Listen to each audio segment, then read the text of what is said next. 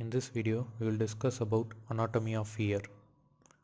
First, let me draw about the middle ear structures. We first discuss middle ear and then about the external and inner ear accordingly. This is the tympanic membrane,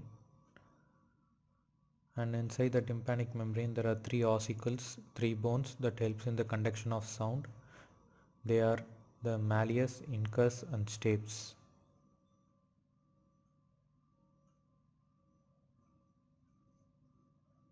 Now we will see about the structures of this middle ear cavity. This is the roof that is made up of the tegment of the skull, so it is also known as the tegmental wall. This is the floor. Since the jugular vein passes below it, it is also called as jugular wall. The one in this is lateral is the membrane, as it contains tympanic membrane, there is a membranous wall, and the medial aspect there is the inner ear, so it is also known as the labyrinth wall. And the posterior shaded region is the posterior wall, and we are seeing the structures through the anterior wall, so the anterior wall cannot be represented. Now we'll discuss detailedly about the middle ear cavity.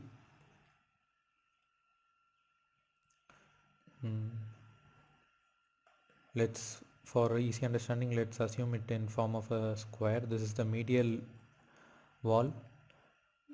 We are actually looking this through the lateral wall, that is the tympanic membrane is removed. Through the tympanic membrane we are seeing this. Just imagine this. Now this bigger box, that is this is what you will see when the tympanic membrane is removed from the lateral view. This is the anterior wall, this is the floor, this is the posterior wall, this is the roof, this is the medial wall, and behind this we have the inner ear.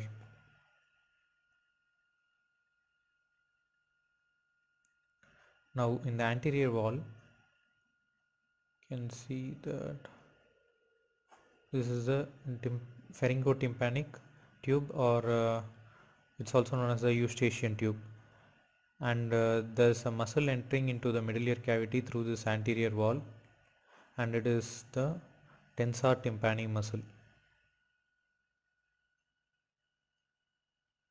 Now let's about the medial wall. There is the oval window, round window, and a promontory.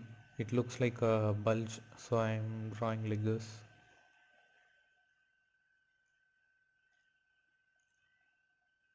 And an important structure in the middle cavity is this nerve. This is the seventh nerve. It gives two branches inside the middle ear cavity. One is stapedius, another one is the cauda tympani. This is the posterior wall. In the posterior wall, it is connected to the mastoid air spaces, and as told, below the floor there lies the vein, that is the internal jugular vein.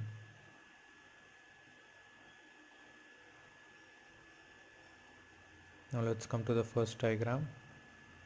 So now we will see about the external ear. This is the bone. This is the internal jugular vein. It is present below the floor of the middle ear. Each other. Let me draw the pinna. What makes it difficult to understand this is that this diagram is not dimensionally correct. This is the cartilage and the bony part. This is 3.5 centimeter, the external acoustic meters, whereas the middle ear is only 0.5 centimeter. This is, just understand that. And inside the inner ear we have the semicircular canals and the cochlea. You have to understand that this semicircular canals, they present 90 degrees to each other. Now let's discuss about the inner ear anatomy. Let me again draw the middle ear cavity for understanding purpose. This is the semicircular canal. There are three semicircular canals, each are present at an angle of 90 degrees to each other. This is the vestibule part. This is a circular cochlea.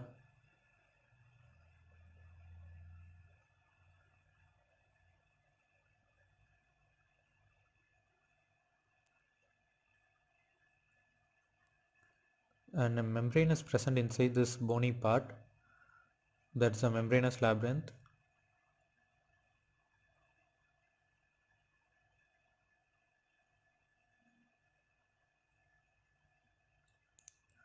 And duct, it connects it to the dura mater, which is present inside the cranial cavity. Now let's name these parts. This is the membranous labyrinth, it is present inside. This is the saccule, utricle, and the duct inside the semicircular canals, circular canals. And this is the vestibule, that is the bony part. The membrane is present inside the bony part. Fluid inside the membrane, it is the endolymph, it is connected to the CSF. But the fluid outside the membrane, that is between the membrane and the bony part, it is the perilymph.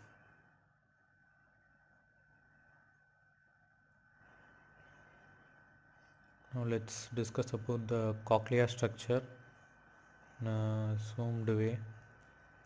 Let's zoom and see the picture.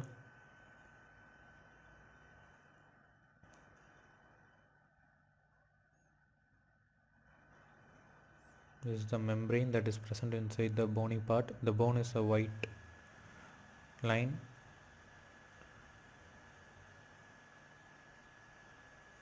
This is the stapes.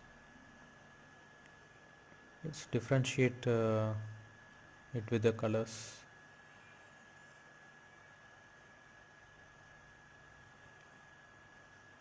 I think this color will suit it better. And let's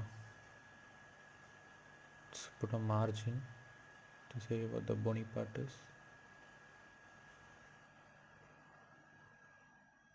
Just imagine that the membrane is present inside the bony part.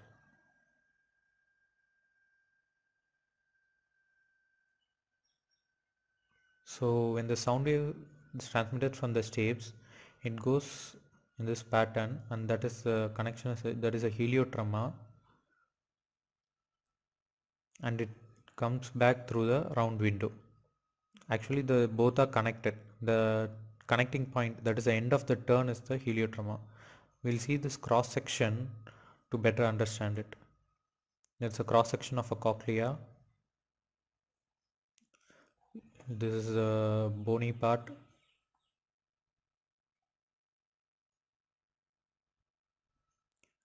Inside this bone there is a membrane, the membranous labyrinth. And actually it is not like this. The membrane is connected to one side of the wall by the spiral ligament. Another one is the bone is like this. It's not exactly circular. So you can see this membrane divides the inner bony part into two parts. That is the scala vestibuli, and this is the scala tympani. The membranous part which is between the, this is called as a vestibular membrane, and the one between the, this is the basilar membrane. As the sound waves passes through the scala vestibuli or the scala tympani, the membranes vibrate. Based upon that, the endolymph which is present inside this membrane also vibrates. This is the perilymph, this is the endolymph.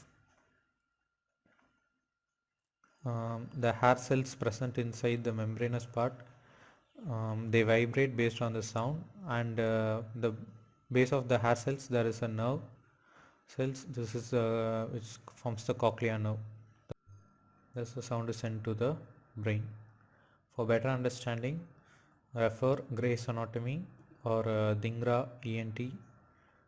Thanks for watching.